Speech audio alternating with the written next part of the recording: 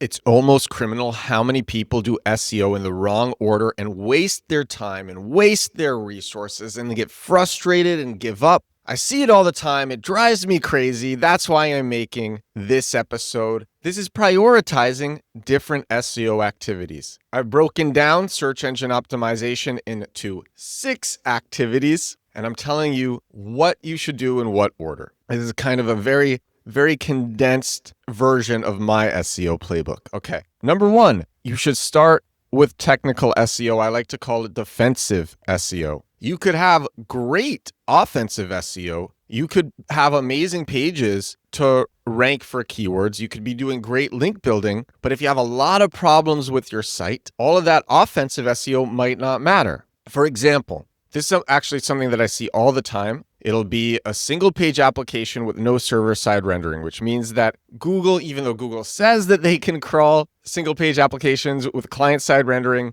they do a really bad job. All the time, you see it. Everyone who's been in SEO for a while knows this is one of the things that Google isn't completely accurate about. If the site is going viral, if it's a single page application with no server-side rendering and it's going viral, Google will put in the resources to understand what's on it. Aside from that, not really. Server-side rendering, easy example. Or just making sure that your site is loading in the right places. For example, you don't have any rules on with your CDN that blocks it in different locations. Or making sure that it's fast enough. Test it with a bunch of different people in a bunch of locations. Making sure just scrolling through it, clicking on things, making sure things are not broken. Is your site indexed? Are there things that might block crawlers from understanding what's on your site? All of these things, these fall into technical SEO. Number 2 is cleaning up your site. Making sure your site is organized, easy for crawlers. This again falls within technical SEO, but I'm breaking it into its own category. So how far away are your pages from your homepage? How many clicks does it take to get to your SEO pages from your homepage? Are things structured well? Are things clean?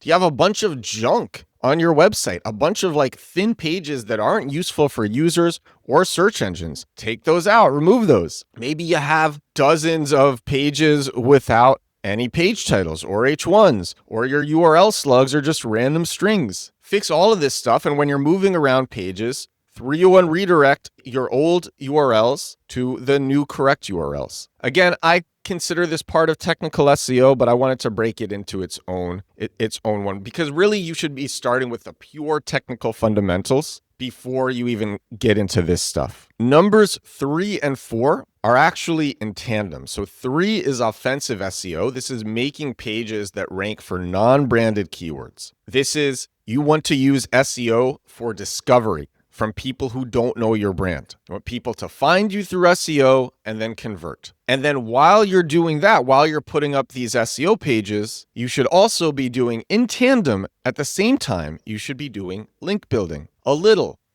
each day. Each day you're building backlinks, and there's a variety of ways to build backlinks. I cover all of them on this show. I like using tools like Help a Reporter Out or AIPodcastMatcher.com to get podcast backlinks, or directories, but you don't try to do that all in one day. You want to chunk it out, because you want the backlinks coming consistently, not in just one wave. You want them coming over time. And it makes a lot of sense if you have these backlinks coming as you're also putting up your SEO pages. And again, these SEO pages, they only matter because you have the technical fundamentals down. Now, there's nuances, and people will say, oh, we see sites ranking that have terrible technical fundamentals. That is true. But I'm saying that if you want to maximize how effective your SEO efforts are, this is the right order to do this in. If you want to maximize how effective you are in getting your SEO pages to rank,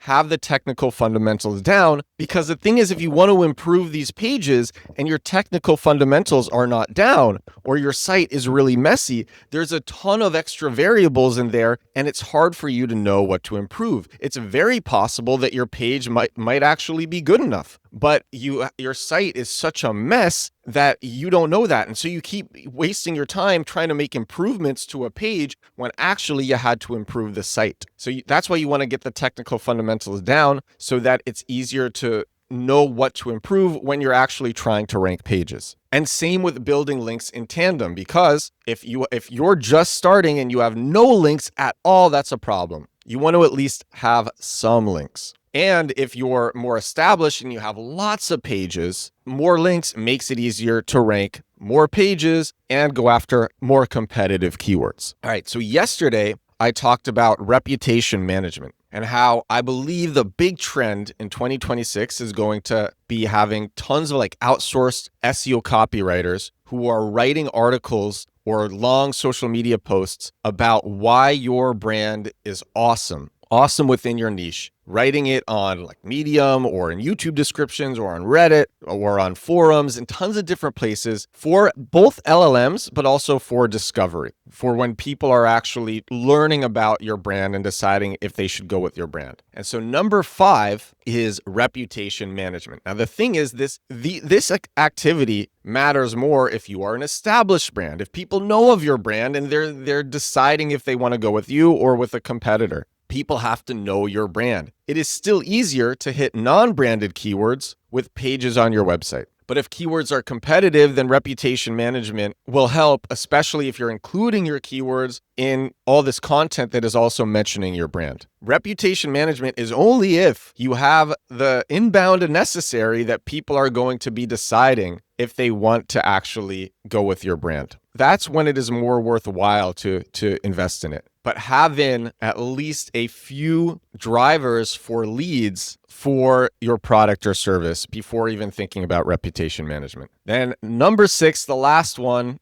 I'm just calling it holistic SEO. This is improving your marketing across the internet, improving your social media, making videos, doing thought leadership, working on a newsletter, running ads. So basically the overview for all 6 of these things, starting with technical SEO and a clean site, it makes it easy for your site to rank in the first place. Removes lots of variables when you're working on putting up pages and improving content. Then offensive SEO makes it so qualified people can find you as soon as possible. So these are people who know what they want, but they don't know the brand that will give them what they want. They are ready to convert. They just need to find your brand. That's offensive SEO. Having backlinks in tandem makes it easier for your offensive SEO efforts to work. It also makes it more natural. Search engines know what natural backlink patterns look like. If you get a ton of backlinks on a single day and then you get no backlinks for months, that's weird. It's so much more natural to get backlinks as you are putting up these pages. Then reputation management helps when people are deciding if your brand is good or trustworthy, and improving marketing across the internet boosts everything and creates new leads and new customers. So that is the order with which I prioritize SEO efforts and which I would recommend to you to prioritize search engine optimization efforts. If you want to learn more about all of this stuff, I go deep in it. I go deep in this stuff in my SEO course, Compact Keywords. Compact Keywords is me holding your hand, walking you through all of these things in depth, showing my screen. This is at the end of Compact Keywords, I have a short 1-sentence question. What do you think of the course? Something like that. And so I received this morning from somebody who finished. My specific thing is I say, leave your thoughts. Let me know what you thought of Compact Keywords. So thank you to Diego, who said, thank you. This is all I can say right now. This program is beyond amazing. Again, thank you. And that made my morning when I woke up to that message. Thank you, Diego, for that. My course is at compactkeywords.com. If you haven't checked it out, you're going to love it. And this is episode 878 of The Edwards Show. This is my daily digital marketing podcast. 878 days in a row doing this podcast. What? How is he so excited after 878 consecutive days? No days missed. How is he so excited still? No days missed. I'm going to tell you my secret. My secret is this cold brew coffee that I have right here. That's my secret. No, my secret is I love this. I love search engine optimization. I love expanding the marketing funnel, driving all of these customers and making stuff that people like and are grateful for. I love the messages, like the message that I got from Diego. I like the comments that all of you leave me. Oh my gosh, I like the DMs that I'm getting on IG and TikTok and Facebook and LinkedIn. It's an X. It's all so much fun to just build the funnel, build the funnel, build the funnel, build the funnel, improve the product, improve the product, improve the SEO, improve the SEO. All right. 878 days in a row. Thank you so much for watching. Thank you so much for listening. I will talk to you again tomorrow. Bye now.